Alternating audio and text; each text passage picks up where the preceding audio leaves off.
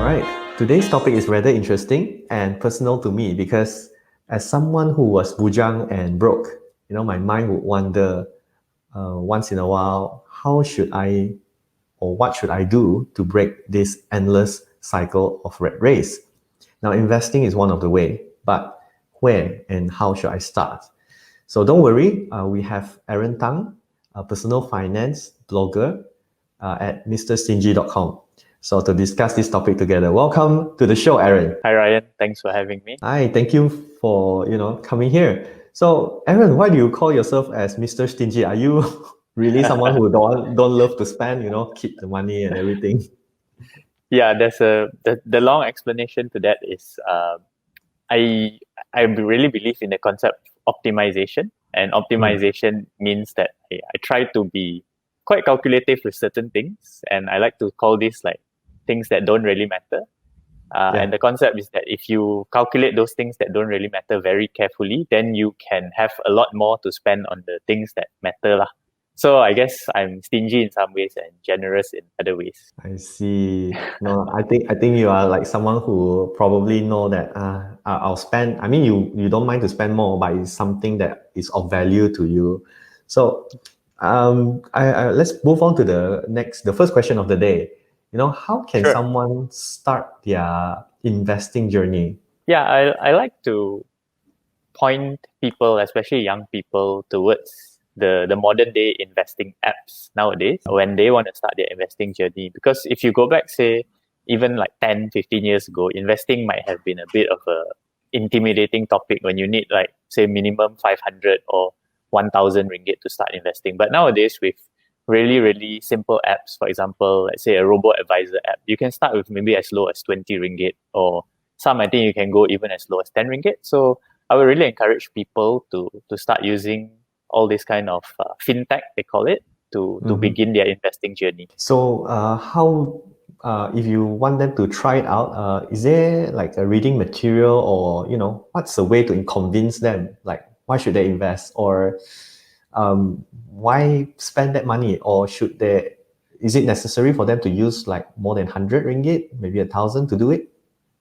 So the thing about investing is it obviously depends on different individuals. For those people who say they have a huge stream of income, or maybe they come from a rich family, to just go and try an experiment and learn something with, say, 10 ringgit, it's like no difference to them at all. It's just like one cup of boba or something to them. On the other hand, maybe some people who are not from such comfortable circumstances, maybe if to them, even 10 ringgit or 50 ringgit is something substantial, so they are not so willing to try. So I would say that everyone does need to take a look at their own circumstances.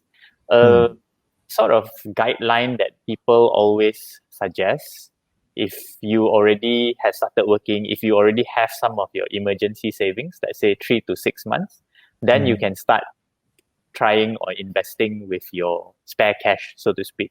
But if you haven't actually built up that emergency portfolio, I think it's probably better to focus on building the emergency savings first, and then maybe you can think about investing in other things. Interesting. There's a lot of the other speakers also mentioned the exact same thing like as you. Save money first, 3 months to 6 months, and then start to invest. Do you think nowadays people have that sort of patience? And, maybe some of them will say, why cannot I just do it first? Just whatever money I have at that month when I got it, I don't save it, but I invest first. What's your thoughts about it? Yeah, I think if I were in that position, if I just started myself, I don't think, I don't think I myself am so patient to wait until I have like 6 months. And, 6 months could be a huge thing for a lot of people. So for that, I would suggest that you can start with those really, really small amounts. Let's say you don't have your 6 month emergency savings yet, and you need maybe 1 year to save that. Why don't you start with, say, maybe 80 to 90% of the money that you're supposed to save, you memang save it.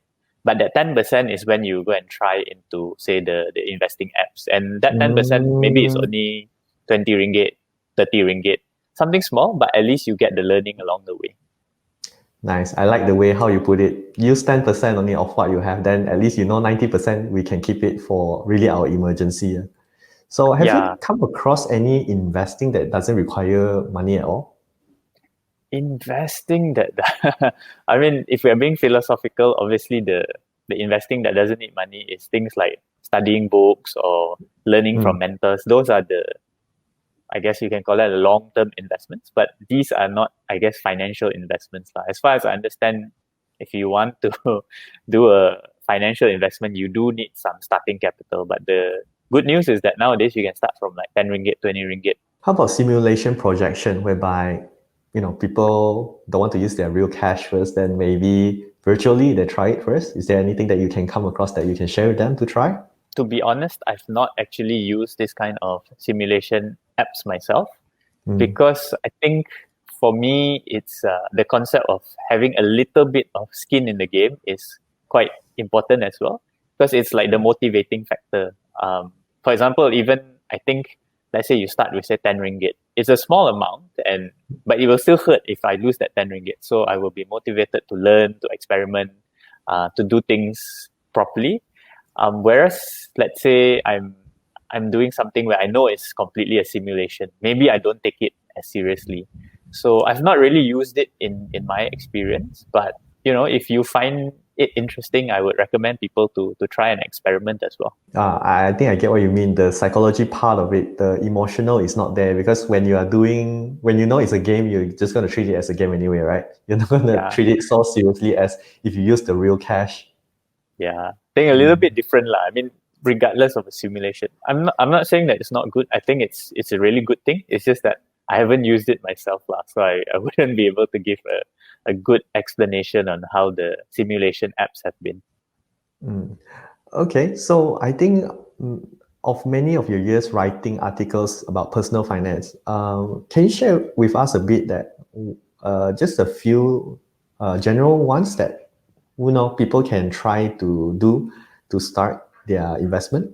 So there is a couple that maybe I can share. There's one that I wrote earlier of this year, which is called "How to Invest in a Recession/Depression." I think that one was about, because it was right in the middle of the COVID crisis, things had crashed. So I was trying to explore the topic from the angle of, okay, if things are going bad, what should people do? How should they invest? I guess spoiler, the answer is it's not too different the way you invest from normal times versus emergency times. Because the thing is, even in bad times, what you don't really want to do is to time the market. Try to wait until the market crash and then buy low and then wait for it to reach all-time high and then you try and sell. Because I think science has shown, research has shown that people are not able to actually time the market. So I think in the end, it's still, again, long-term investing, coming back to the normal principles. So I think that's one article that I would share if people are interested. Secondly, I wrote one article called "How Should Young Graduates Manage Their Money?" I think this one I wrote about 2 years plus ago, but it is written specifically for younger people if they are interested, perhaps just at the end of their university or at the start of their career. If they're interested to know how to manage their money and a little bit of talk on investing, that is an article that they can check out as well. And then maybe the last one I want to share is I wrote an article about how I invest my own money. So that is, if you're interested to know the thoughts I have behind my own personal portfolio, then you can also check out that one. What if there's a young working adult who has been working in the banking industry for probably 3 years and he saved up to 20,000 ringgit? Nice. What's the way that he can invest his money to try to grow it? I think where I come from is that most people, or I guess most investors, would do well investing in, number one, the broad markets. Number two is something we call passive low-cost investing.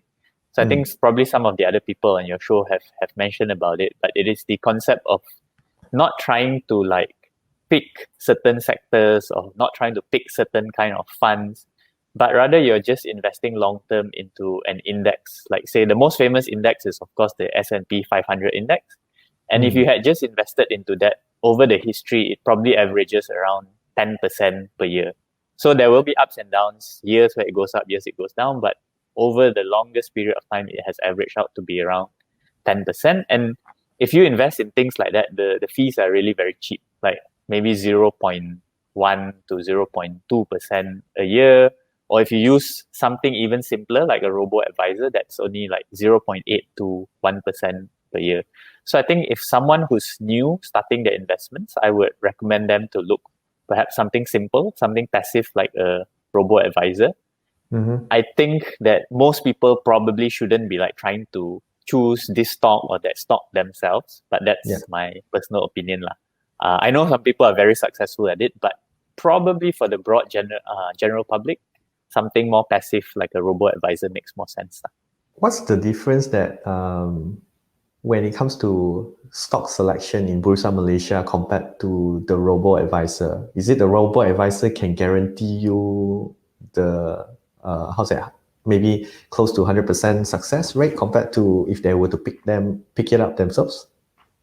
So when you invest in something like a robo-advisor, the app or the company themselves, usually they will buy what we call ETFs, which is exchange traded fund.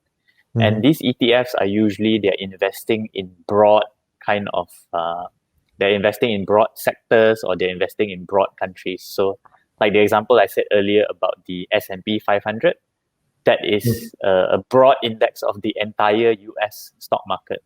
So it's not like you're investing in just one stock, which is say Tesla or Apple or Alibaba or Ant Financial. That one I feel is a bit more advanced because if you want to understand and choose stocks yourself, you need to do a lot of research, you need to do a lot of learning. Whereas when you buy a robo-advisor kind of fund or portfolio, it is more or less automatically invested for you in this kind of broad markets. So put it like a simple solution versus a more complex solution which requires a lot of research and effort on your end. And I think that most of us are busy. We have, our day jobs. We have other hobbies to focus on. We have family. Most people, I think, would rather use a really simple investing app, which is why I think robo-advisory makes sense for a lot of people. Awesome, Aaron. All right, after this, I'll be asking him more interesting questions. We'll be right back after this break.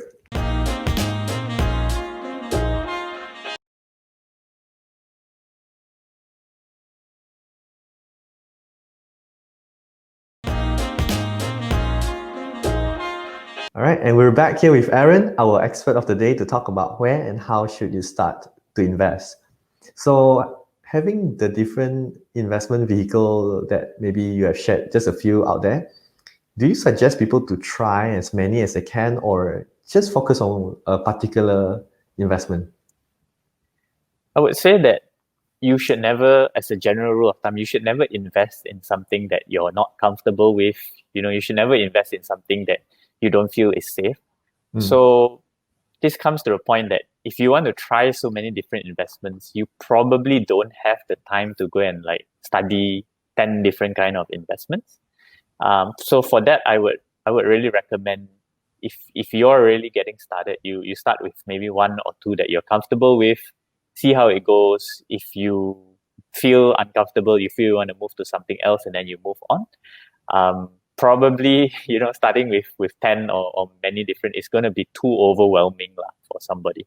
How about going for a workshop or paying some subscription fee to learn about these things? Is it advisable or like what should they do about it? Yeah, so I'm a big believer in education. However, I would just want to make the note to caution people that it's not always the easiest thing to understand what is a legitimate course or what is something that's a little bit more dodgy because I guess the training industry itself is not like tightly regulated. Like, for example, if you want to invest in an app, there's only maybe like 20, 30 or 40 apps that are approved in Malaysia. This is it, right? You cannot, if you invest in these things, you know that it's safe. Whereas when it comes to education, a lot of people can set up their own course. A lot of people can claim that this will give you very, very good returns. So I would say that as a general principle, I really believe in education, but people have to be a bit cautious when they sign up for courses. If you see red flags like people tell you, oh, this one guaranteed returns, you don't have to work hard, it's very easy to make money. I feel that this all comes into a bit of a gray area and people should be cautious. All right. So I also noticed that cryptocurrency is something popular among the very young people. So, can you explain to us what is cryptocurrency and that why are young people okay with investing in that compared to maybe gold or silver, those sort of investment vehicle? Cool. So yeah, I'm one of those people who likes cryptocurrency as well. Wow, you're young. Yeah, I try to be, man.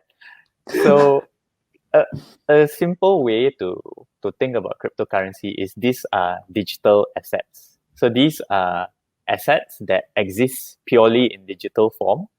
So a little bit different from, say, traditional asset like, say, gold. Gold, you can see it, you can touch it with your hand.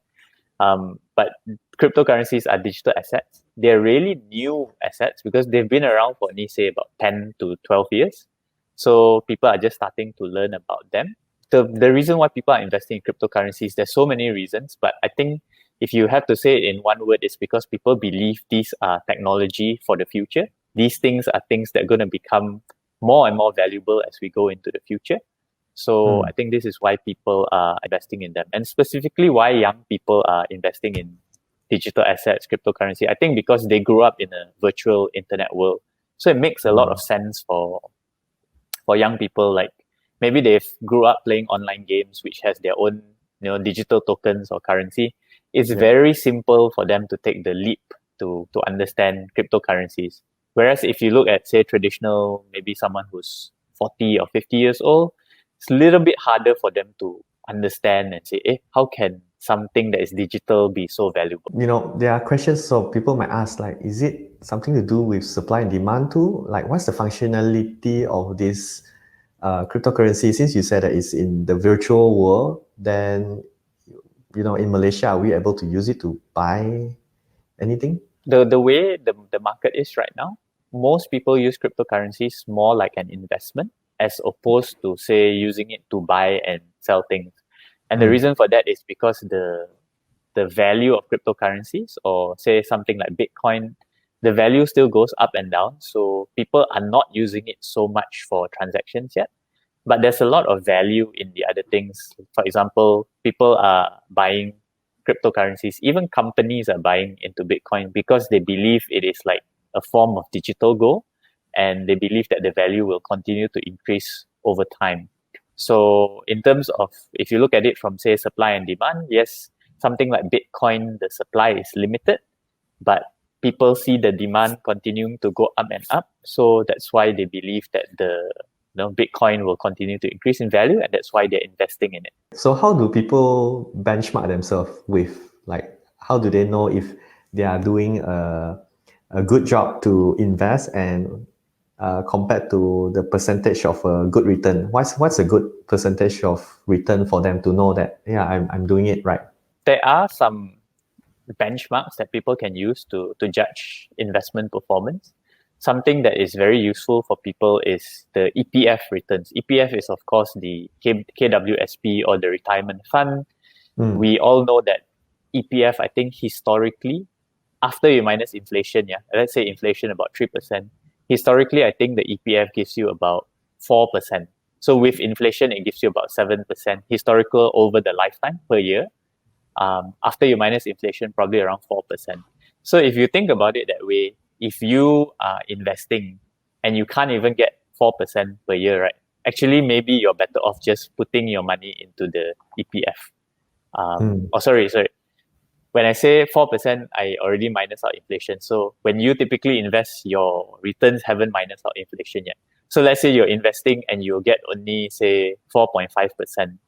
And the EPF does better than you. So probably, you're not doing so well. Another benchmark that people like to use is something like, say, the S&P 500, which I've already mentioned, that's, say, around 10% per year. So if you're doing that, it's considered quite good already. Now, if you get into 15, 20% per year, you're like, and if you can do it consistently, you're like considered one of the greatest investors of all time already. So I think investment returns are, you don't actually have to get that high to be considered great, but it is hard to actually get good returns consistently. Wow. Okay. So, doing it with all this sharing earlier, what are your thoughts about people who invest long term versus those who do it in the shorter term? Um, what do you advocate? Is it better to do it long term investing or short term? So if you talk specifically about the term investing, I believe personally that investing is always long term. Mm. If you speak to personal finance advisors, they say at least 3 to 5 years. Anything below 3 to 5 years is probably not really investing, maybe a bit more like speculating or active trading already. But for me, when I invest, I'm looking mostly to invest for retirement. I'm looking for like 20, 30 years away, or just making sure that my family always has enough to eat for the rest of our lives. That's what I'm looking for when I'm talking about investing. Now, if people decide that, they want to take, say, 5% of their money and decide to go try and trade in the market and try to get some secondary income, I think there's nothing wrong with that. But you must be very careful, and you must not allow yourself to get emotional, or, oh, I lost money today, so I'm going to borrow money to invest. Don't get into any of Mm. that. And it's harder than it seems, because a lot of people say, oh yeah, I've got a lot of self-control, I'm just going to play a bit. But so many times in history we've seen people say they play a bit, but then they end up falling worse and worse into debt, and then like really bad things happen. It's more like it became like a gamble addiction instead of, controlling them. They are unable to control themselves. Yeah, exactly. And I think if you really, really have that amount of self-control, then it's okay, right? If you want to take 5%, 10%, go and like try to do stuff in the market, try to trade, maybe do some charting as well, maybe try to even make it like a full-time trading kind of professional. I mean, I know some people who like trade for full-time living. So I'm not saying it's impossible, can be done one, but it is rare just to set that expectation and reality out there. Wow. Okay, let's go for a short breakfast before we wrap up this discussion today. Stay tuned, don't go away.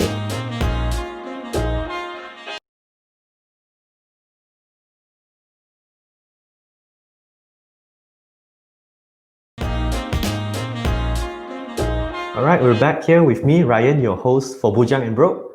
Last question for you of the day, Aaron. So, what will be your advice to our audience who are planning to seriously start their investing journey? Cool. So it always starts with education. So I would recommend pick up a book, read about it. If it's not good, find another book, read blogs, listen to YouTube. Find something that interests you and start from there.